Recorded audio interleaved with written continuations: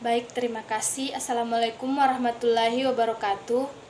Kami dari kelompok 3 ingin membawakan materi tentang biofarmasetika parenteral.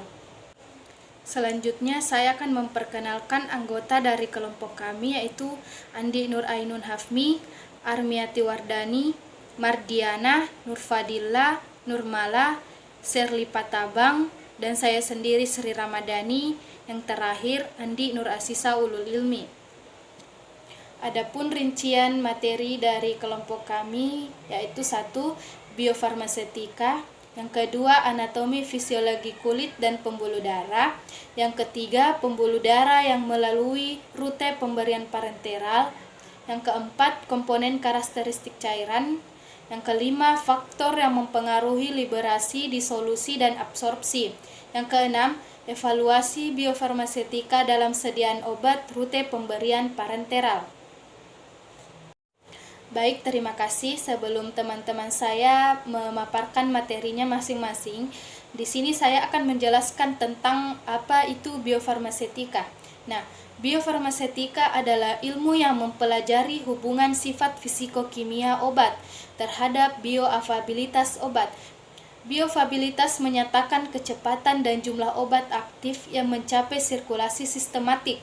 Nah, yang kedua, biofarmasetika bertujuan untuk mengatur pelepasan obat sedemikian rupa ke sirkulasi sistematik agar diperoleh pengobatan yang optimal pada kondisi klinik tertentu. Terima kasih. Selanjutnya saya akan menyerahkan kepada pemateri untuk memaparkan materinya. Terima kasih atas kesempatan yang diberikan kepada saya. Di sini saya akan membawakan tentang materi anatomi dan fisiologi kulit. Kulit adalah organ terluar tubuh yang melapisi seluruh tubuh manusia. Berat kulit diperkirakan sekitar 7% dari berat tubuh total. Pada permukaan kulit terdapat pori-pori yang menjadi tempat keluarnya keringat. Kulit adalah organ yang memiliki banyak fungsi, diantaranya sebagai pelindung tubuh dari berbagai ancaman, sebagai alat indera, sebagai alat ekskresi, sebagai pengatur suhu tubuh, sebagai penyimpan lemak, dan sebagai tempat pembuatan vitamin D. Kulit juga memiliki fungsi sebagai respirasi dengan menyerap oksigen dan mengeluarkan karbon dioksida. Namun respirasi kulit itu sangat lemah. Kulit lebih banyak menyerap oksigen yang diambil dari dalam aliran darah dan hanya sebagian kecil yang diambil langsung dari lingkungan luar. Begitu pula dengan karbon dioksida yang dikeluarkan itu lebih banyak melalui aliran darah dibandingkan yang dihembuskan langsung ke udara. Kemudian secara umum kulit memiliki dua lapisan, yaitu epidermis atau kulit ari dan dermis atau kulit janggat, serta terdapat lapisan lemak di bawah kulit yaitu hipodermis. Kemudian dapat dilihat pada gambar berikut adalah lapisan-lapisan kulit. Yang pertama itu ada helai rambut, jaringan epidermis, jaringan dermis, lapisan subkutan, kemudian terdapat pembuluh darah, serabut saraf, kelenjar minyak atau kelenjar penghasil minyak, dan kapiler. Yang pertama lapisan epidermis atau lapisan luar yang biasa disebut dengan kulit ari. Lapisan epidermis memiliki tebal kurang lebih 0,1 mm dan terdiri atas 4 lapisan jaringan epitel. Lapisan epidermis ini tidak memiliki pembuluh darah. Berikut adalah 4 lapisan pada epidermis. Yang pertama itu lapisan tanduk atau stratum corneum, yang merupakan lapisan kulit yang paling luar dari tubuh. Lapisan ini terus mengalami desquamasi atau biasa disebut dengan pengelupasan lapisan paling luar secara terus-menerus.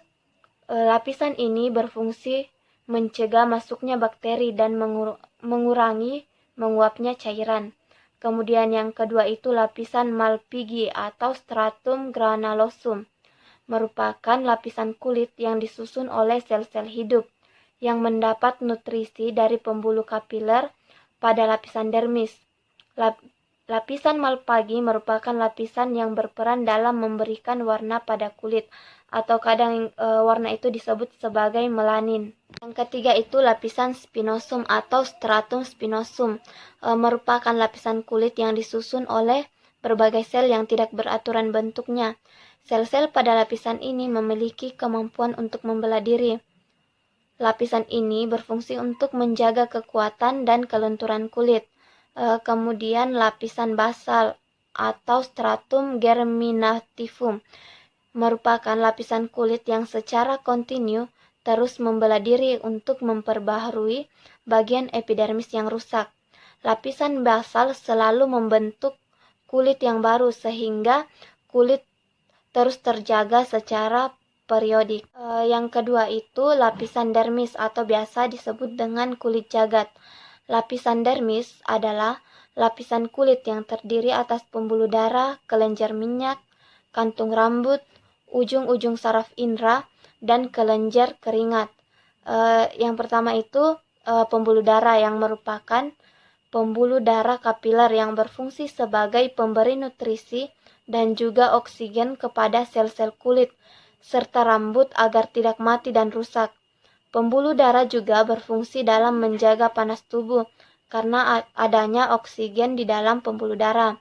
Yang kedua itu ujung saraf indera, terdiri dari ujung saraf peraba dan ujung saraf perasa.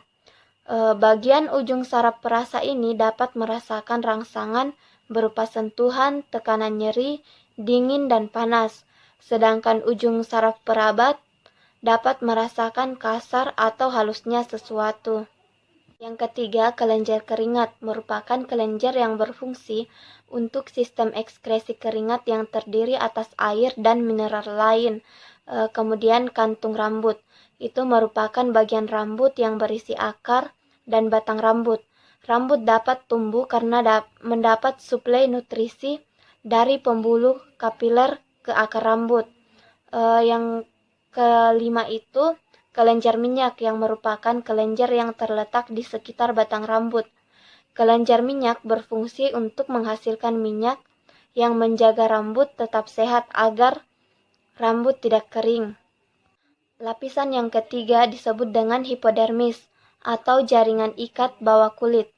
Hipodermis merupakan jaringan ikat yang terletak di bawah lapisan dermis. Lapisan ini merupakan tempat penyimpanan lemak dalam tubuh sehingga sering juga dikenal dengan lapisan lemak bawah tubuh. Lemak tersebut berfungsi untuk melindungi dari benturan benda keras sebagai penjaga suhu tubuh karena lemak dapat menyimpan panas dan sebagai sumber energi cadangan. Baiklah, langsung saja tentang pembuluh darah. Pembuluh darah adalah bagian dari sistem peredaran darah yang mengedarkan darah ke seluruh tubuh manusia, di mana pembuluh darah ini mengedarkan sel-sel darah, nutrisi, oksigen ke jaringan tubuh manusia, serta mengangkut limbah yang ada. Selain itu, pembuluh darah ini juga mengambil karbon dioksida untuk dikeluarkan dari tubuh. Pembuluh darah ini sangat penting karena banyak jaringan tubuh yang bergantung padanya. Kemudian, dinding pembuluh darah terdapat 3 lapisan. Yang pertama, tunika intima, yang kedua, tunika media, dan yang ketiga, tunika adventitia seperti yang tertera pada gambar di samping. Baik, yang pertama tunika intima, di mana tunika intima ini merupakan lapisan pembuluh darah dalam. Tunika intima atau tunika interna sebagai lapisan dalam yang terdiri dari selapis sel-sel endotelialis, di mana maksudnya adalah terdiri atas selapis sel endotel yang membatasi permukaan dalam pembuluh. Kemudian di bawah endotel ada lapisan subendotel, terdiri atas jaringan penyambung jarang halus yang kadang-kadang mengandung sel otot polos yang berperan untuk kontraksi pembuluh darah. Kemudian yang kedua, tunika media, di mana merupakan lapisan pembuluh darah bagian tengah, terdiri atas lapisan serabut otot polos yang mempunyai arah sirkuler dengan susunan serabut-serabut yang rapat, dan diantaranya terdapat serabut elastik. Kemudian yang ketiga, tunika adventitia merupakan lapisan pembuluh darah di mana bagian luar terdiri atas lapisan ini terdapat pada bagian luar. Kemudian terdiri atas jaringan ikat dan fibrosa, seperti yang ada pada gambar sebelumnya. Kemudian jenis-jenis pembuluh darah. Jenis pembuluh darah ada 3. Yang pertama jenis pembuluh darah arteri, yang kedua vena, dan yang ketiga kapiler. Yang pertama pembuluh darah arteri. Fungsi pembuluh darah arteri yang paling utama adalah membawa darah yang kaya oksigen dari jantung ke seluruh tubuh. Kemudian arteri ini terdiri dari 3 lapisan. Lapisan terluar merupakan jaringan keras, lapisan tengah adalah otot yang membuatnya elastis dan kuat, dan lapisan dalam yang memiliki bentuk berupa epitel yang halus, yang dapat mengalirkan darah dengan lancar tanpa berbagai hambatan atau halangan. Yang kedua, sebagai fungsi pembuluh darah pada kulit, di mana pembuluh darah arteri melakukan fungsinya dengan darah dipompa keluar dari jantung melalui aorta. Aorta kemudian bercabang menjadi struktur yang lebih kecil yang menyebar ke seluruh tubuh.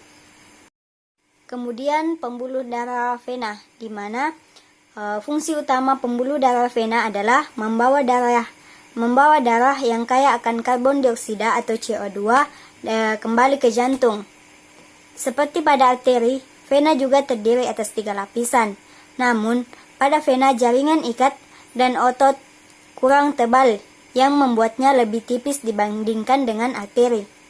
Di mana vena berukuran sedang dan besar memiliki katup yang mencegah kembalinya aliran darah karena pengaruh tarikan gravitasi, terutama di tangan dan di kaki.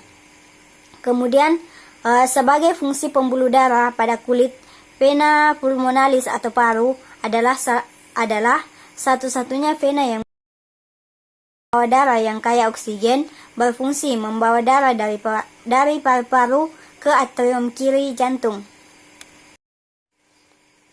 Kemudian pembuluh darah kapiler. Fungsi utama pembuluh darah kapiler adalah memfasilitasi pertukaran oksigen dan karbon dioksida antara sel-sel darah merah dan jaringan tubuh. Kemudian, pembuluh darah kapiler ini merupakan pembuluh darah yang sangat kecil dan tipis, sehingga hanya cukup untuk satu sel darah yang bisa melewatinya pada satu waktu.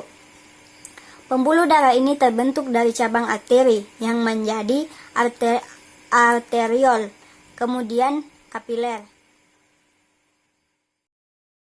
Kemudian silahkan melihat gambar di samping lebih jelasnya tentang pembuluh darah arteri, vena, dan pembuluh darah kapiler itu sendiri.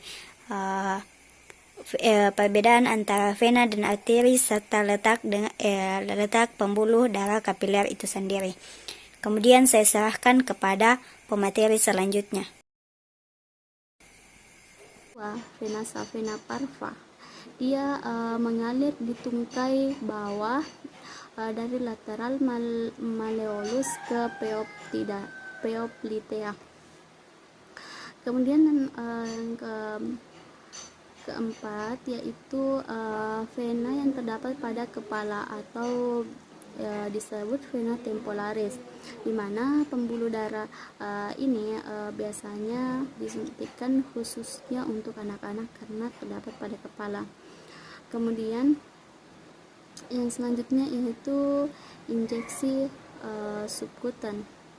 Injeksi subkutan adalah pemberian obat melalui suntikan ke area bagian bawah kulit pada jaringan konektif atau lemak yang terdapat pada dermis. Adapun area yang biasa disuntikkan untuk injeksi subkutan yaitu dilakukan pada daerah lengan atas sebelah luar atau sepertiga bagian dari bahu, paha sebelah luar, daerah dada, dan juga bagian perut. Kemudian injeksi intramuskular.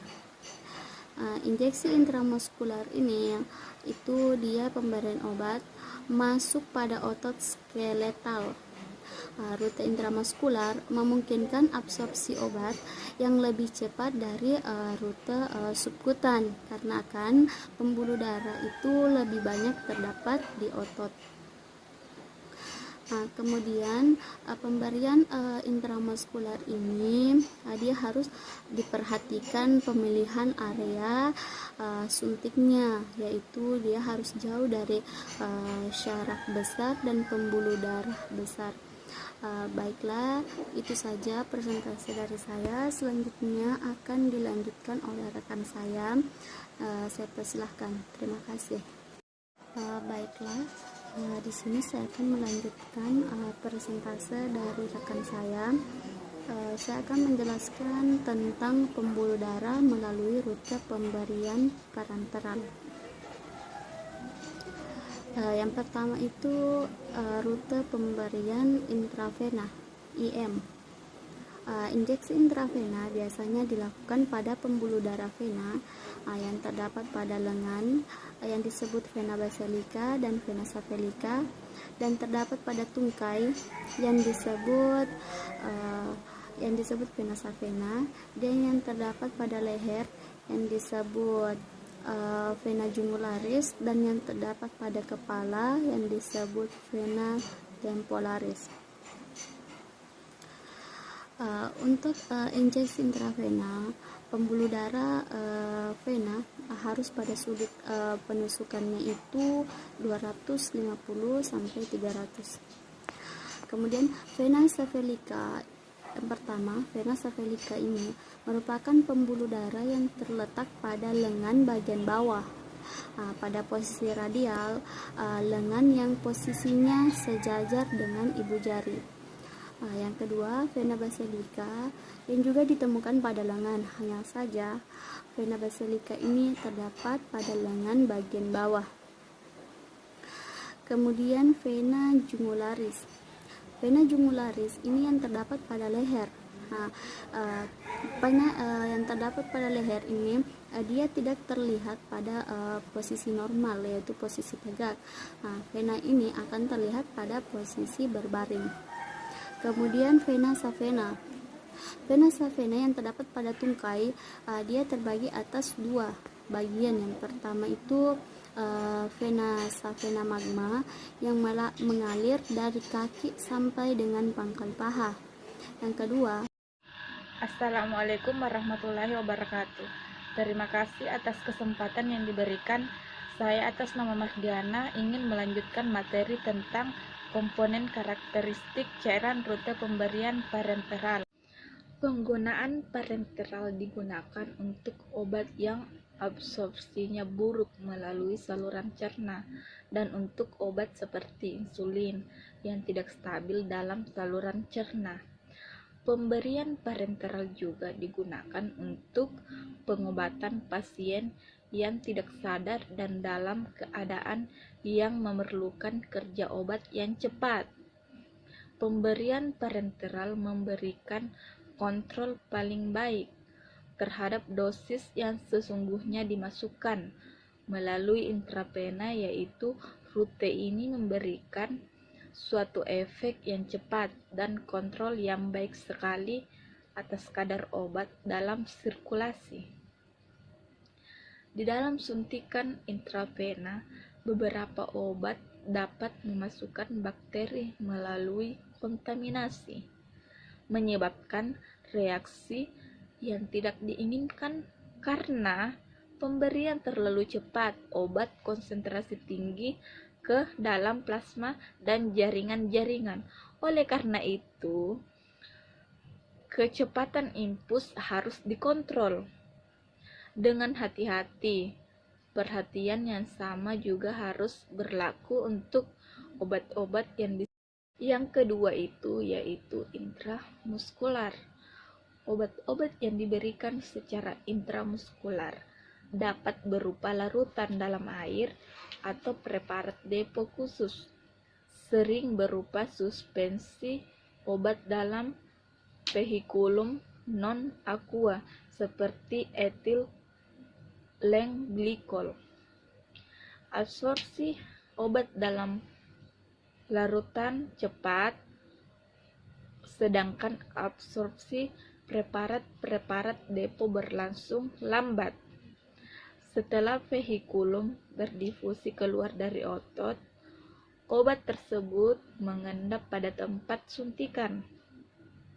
Kemudian obat melarut perlahan-lahan, memberikan suatu dosis sedikit demi sedikit untuk waktu yang lebih lama dengan efek terapeutik yang panjang. Yang ketiga itu subkutan. Suntikan mengurangi resiko yang berhubungan dengan suntikan intravaskular. Contohnya, pada sejumlah kecil, epinefrin kadang-kadang dikombinasikan dengan suatu obat untuk membatasi area kerjanya. Epinefrin bekerja sebagai vasokonstriktor lokal dan mengurangi pembuangan. Contohnya itu seperti obat lidocaine dari tempat dan pemberian. Terima kasih. Assalamualaikum warahmatullahi wabarakatuh. Baiklah, saya akan melanjutkan materi kami, yaitu faktor yang mempengaruhi liberasi, disolusi, dan absorpsi obat melalui rute parenteral. Fase biofarmasetik dapat diuraikan dalam 3 tahap utama, yaitu L, D, dan A, di mana L itu liberasi atau pelepasan, D itu disolusi atau pelarutan, dan A itu absorpsi atau penyerapan. Yang pertama, disintegrasi.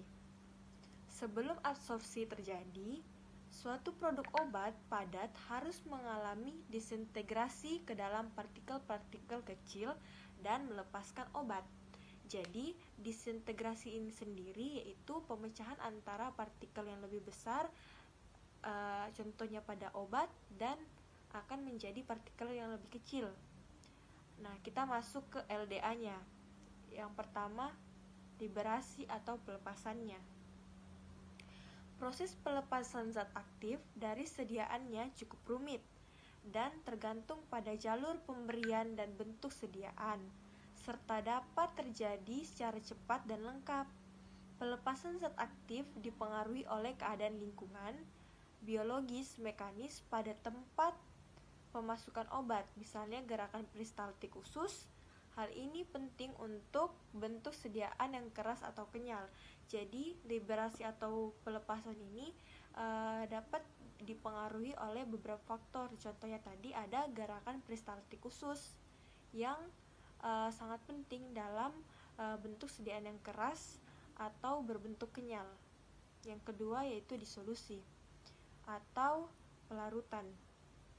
Setelah terjadi pelepasan yang bersifat setempat, maka tahap kedua adalah pelarutan zat aktif yang terjadi secara progresif, yaitu pembentukan dispersi molekul dalam air.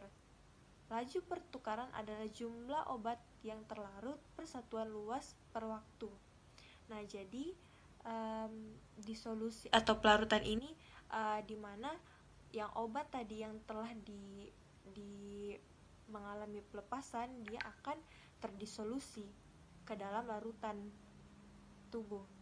Yang terakhir absorpsi atau penyerapan.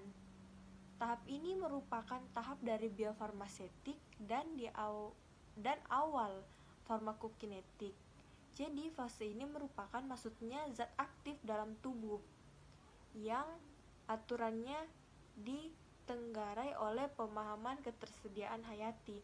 Nah, jadi pada proses yang terakhir atau yang keempat atau yang proses absorpsi ini terjadinya efek farmakokinetik pada obat, yaitu zat aktif yang menyerap di dalam tubuh.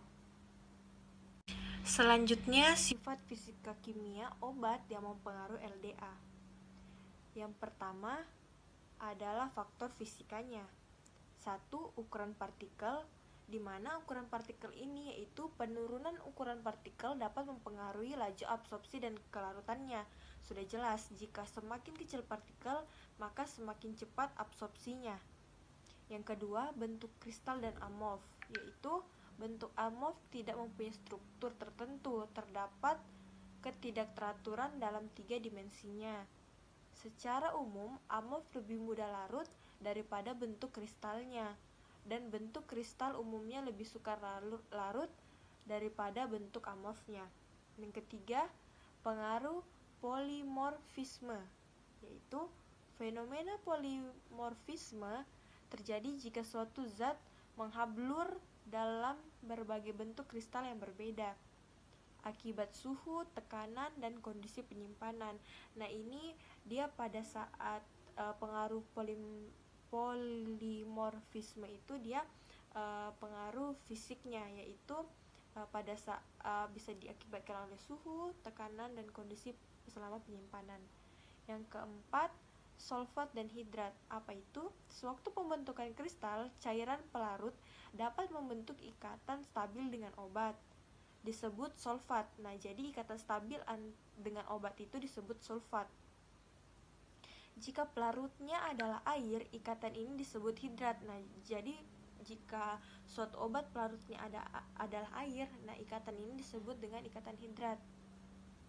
Bentuk hidrat memiliki sifat-sifat yang berbeda dengan bentuk anhidrat, terutama kecepatan pada disolusinya. Nah, yang kedua itu faktor kimia. Pengaruh pembentukan garam. Untuk mengubah senyawa asam dan basa yang sukar larut dalam air sehingga mempengaruhi laju kelarutannya. Yang kedua, pengaruh pembentukan ester, penghambat atau memperpanjang aksi zat aktif. Selanjutnya ada faktor fisiologi. A. Permukaan penyerap, B. Umur, dan C. Sifat membran biologik. Selanjutnya ada faktor patologi. Yang A. Faktor penghambat dan penurunan efek obat. Di antaranya adalah penurunan absorpsi parenteral karena penurunan laju aliran darah. Sudah kita ketahui bahwa rute parenteral itu melalui pembuluh darah. Jadi, penurunan laju absorpsi dapat dipengaruhi oleh penurunan laju aliran darah. Selanjutnya, peningkatan eliminasi zat aktif melalui ginjal karena alkalosis atau asidosis. Selanjutnya B, faktor penghambat dan peningkatan efek obat. Adapun faktor penghambatnya, yang pertama alkalosis atau asidosis. Selanjutnya B, faktor penghambat dan peningkatan efek obat. Adapun faktor penghambatnya, yang pertama peningkatan penyerapan karena terjadi kerusakan membran pada tempat kontak. Yang kedua, insufisiensi hati. Yang ketiga, insufisiensi ginjal. Dan yang terakhir, gangguan pada sistem endokrin akibat pada penekanan laju reaksi biotransformasi. Terima kasih. Saya atas nama Nur Fadila, di sini saya akan memaparkan materi yaitu evaluasi biofarmasetik pada sediaan obat rute pemberian parenteral. Yaitu 1. Uji stabilitas fisika kimia yang terdiri dari 1. pH. Perubahan pH indikasi bahwa telah terjadi penguraian obat atau telah terjadi interaksi antara obat dengan wadah. Kemudian warna. Perubahan warna umumnya terjadi pada sediaan parenteral yang disimpan pada suhu tinggi atau lebih dari 40 derajat Celcius karena suhu tinggi dapat mempercepat terjadinya penguraian. Kemudian kekeruhan. Alat yang dipakai adalah tindal karena larutan dapat menyerap atau memantulkan sinar. Idealnya larutan parenteral melewatkan menunjukkan 92-97% pada waktu dibuat dan tidak turun menjadi 70% setelah 3-5 tahun. Dan bau. Pemeriksaan kemungkinan terjadi bau harus dilakukan secara periodik, terutama larutan yang mengandung sulfur atau antioksidan. Assalamualaikum warahmatullahi wabarakatuh. Saya Andi Nur Ainun Hafmi akan melanjutkan evaluasi biofarmasetik. Selanjutnya yaitu benda asing, yang dimana sediaan parenteral tidak boleh mengandung benda asing dengan diameter lebih dari 10 mikrometer. Karena kita ketahui bahwa sediaan ini merupakan sediaan steril. Selanjutnya yaitu toksisitas, di mana dilakukan uji LD50 atau LD0 pada sediaan parenteral selama penyimpanan. LD50 sendiri itu adalah dosis tertentu yang dinyatakan dalam miligram berat bahan uji per kilogram berat badan hewan uji, yang dimana 50-nya itu merupakan 50% respon kematian pada hewan uji dalam jangka waktu tertentu. Kemudian yang ketujuh yaitu wadah. Evaluasi wadah, gelas, plastik, atau tutup karet dilakukan secara periodik untuk mengetahui pengaruhnya terhadap zat aktif. Pengujian wadah ini untuk mencegah terjadinya interaksi antara bahan obat dengan dinding wadah. Yang terakhir adalah pengawet pada sediaan yang disimpan pada 5 derajat Celcius dan 25 derajat Celcius. Dievaluasi efektivitas pengawet, apakah masih efektif atau sudah berkurang. Selanjutnya yaitu uji mikrobiologi. Yang pertama, uji sterilitas. Uji sterilitas merupakan suatu cara pengujian untuk mengetahui suatu sediaan atau bahan atau alat farmasi yang harus dalam keadaan steril. Kedua yaitu uji endotoksin bakteri. Dengan menggunakan LAL atau Lamillus amoebaceae lisat yang mengandung protein yang dapat mengikat molekul LPS koagulasi. Dengan menggunakan LAL tersebut, maka pengujian ini lebih akurat dan lebih praktis dibanding dengan metode zaman dulu, yaitu dengan menggunakan seekor kelinci. LAL test didasarkan pada observasi pembentukan gel beku sewaktu endotoksin bersentuhan dengan protein pembeku dari amoebaceae yang bersirkulasi. Yang terakhir yaitu uji pirogen. Uji pirogen dimaksudkan untuk membatasi resiko terjadinya demam pada pasien setelah pemberian injeksi. Sekian dari saya. Assalamualaikum warahmatullahi wabarakatuh. Baik, terima kasih. Itulah materi yang sempat kami sampaikan. Kurang lebihnya mohon dimaafkan. Assalamualaikum warahmatullahi wabarakatuh.